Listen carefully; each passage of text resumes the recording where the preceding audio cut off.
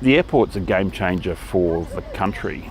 The Western Sydney story is sort of unparalleled in Australia. You know, whether it's the tailfin from the F-35 Joint Strike Fighter that comes out of Bankstown, be it manufacturing for the tank manufacturers, data centres. It's remarkable the number of industries that are currently supplying defence, and I expect that will grow. You know, we're not going to build ships in Western Sydney, but from the technology, the smarts, the fit out, all of the technology that goes into defence, it's an ideal place. Health is a big area in Western Sydney, a growing area. Government's investing, you know, into Westmead over my shoulder, into Blacktown, into Nepean, into Liverpool. All of those will become thriving precincts, and all the businesses around those precincts as well. So health will remain big.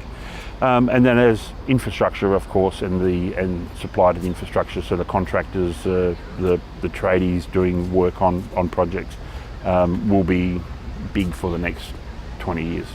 The small businesses need to be able to deal with businesses that are larger than them and figure out what their place is in the supply chain. On the defence side, the smaller businesses are going to be doing parts of projects for larger organisations. But the larger organisations need the smaller players who provide local content. So there is an interdependency, absolutely. We've just doubled our floor space in Parramatta as we opened the Penrith office. We've outgrown that office as well. So we've got new space in Parramatta and soon to be new space in Penrith. All up that will be room for about 400 people.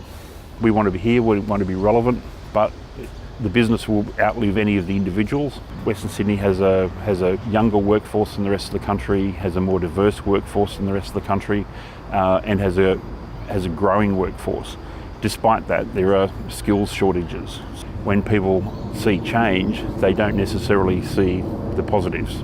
People are, you know, we're social beings. Our DNA is all geared towards security and safety, and change happens, we go, how do I fit into the new world?